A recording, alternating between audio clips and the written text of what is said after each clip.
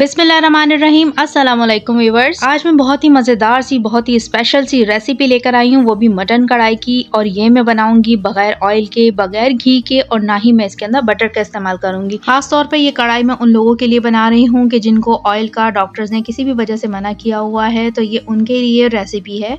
तो चलें फिर रेसिपी को बनाना स्टार्ट करते हैं। ये बकरे का गोश्त है, हड्डियों के साथ मैंने इसे लिया है। तकरीबन ये 750 ग्राम है। इसे मैंने अच्छे से वॉश कर लिया है। अब कोई भी बर्तन, कोई भी कढ़ाई ले लेंगे जिसके अंदर हमें गोश्त को तैयार करना है, तो बस उसके अंदर गोश्त को डाल देंगे।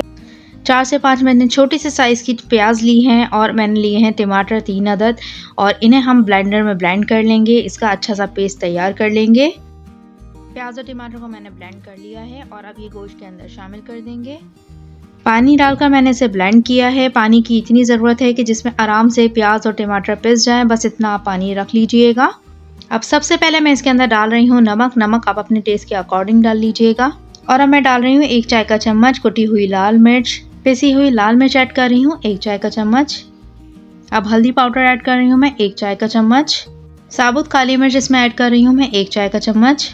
4 से 5 अदद इसके अंदर लौंग जाएंगी, और अब इसे बस मिक्स कर लेंगे। मैं अभी इसके अंदर पानी ऐड नहीं कर रही हूँ, क्योंकि मैंने जो प्याज और टमाटर का पेस्ट तैयार किया था उस टाइम पर मैंने इसके अंदर काफ़ी पानी डाल दिया था, तो इसीलिए मुझे पानी की अभी ज़रूरत नहीं है। आपको ज़रूरत हो तो आप डाल लीजिएगा।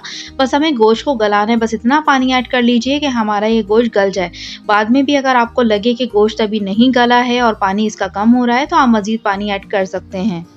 अब हम इसका कैप लगा देंगे, और इसे हमें तब तक पकाना है जब तक कि इसका पानी बिल्कुल खुश्क ना हो जाए और इसके अंदर जो गोश्त हमने डाला हुआ है वो गल ना जाए। बस तब तक इसे हमें पकाना है। मीडियम आंच पे हमें इसे पकने के लिए छोड़ देना है। इसे पकते पकते तकरीबन 15 से 20 मिनट हो चुके हैं, और मैं शुरू में इसके अंदर लहसुन और अदरक का पेस्ट डालना भूल गई थी, तो मैं अभी इसके अंदर ऐड कर रही हूँ 1 चाय का चम्मच मैंने इसके अंदर लहसुन का पेस्ट शामिल किया है, और 1 ही चाय का चम्मच मैंने इसके अंदर अदरक का पेस्ट शामिल किया है। और अब इसे मिक्स कर लेंगे और दोबारा से कैप लगाकर इसे पकने के लिए छोड़ देंगे। अब इसे दोबारा से चेक कर लेते हैं। ये देखें, इसका पानी तकरीबन ख़त्म होने पर आ गया है, और अब इसे हम चेक कर लेते हैं कि गोश्त गला है या नहीं गला है। गोश्त बहुत ही अच्छा सा गल चुका है, और अब इसके अंदर मैं 1 टेबल स्पून कड़ी पत्ता इसके अंदर डाल रही हूँ। इसके डालने से बहुत ही अच्छी सी खुशबू आती है कढ़ाई में।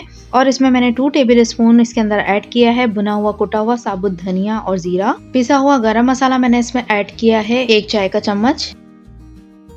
और अब 1 टेबल स्पून इसके अंदर मैं भर के डाल रही हूँ कसूरी मेथी के। और अब इसे मिक्स कर लेंगे, और इसे पानी के छिड़काव कर करके हम इसकी अच्छी सी भुनाई कर लेंगे। आंच को हम तेज़ कर लेंगे, और तेज़ आंच पे हम पानी का छिड़काव कर करके इसकी अच्छी सी भुनाई कर लेंगे, ताकि इसका जो कच्चापन है वो दूर हो जाए।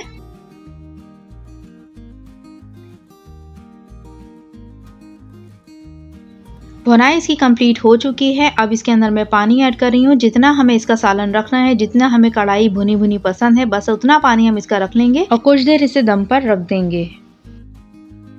लीजिए, मज़ेदार सी मटन कढ़ाई हमारी रेडी हो चुकी है। ना तो इसके अंदर हमने ऑयल डाला, ना ही हमने इसके अंदर घी का इस्तेमाल किया, और ना ही बटर का। फिर भी कितनी मज़ेदार सी कढ़ाई आपको लग रही होगी, खाने में भी आपको बहुत ही अच्छी लगेगी। आप इसे घर में ज़रूर ट्राई कीजिएगा, और अपने कमेंट से ज़रूर बताइएगा कि ये रेसिपी आपकी कैसी बनी। और अगर आप मेरे चैनल पर नए हैं तो सब्सक्राइब करना मत भूलिएगा। अल्लाह हाफिज़।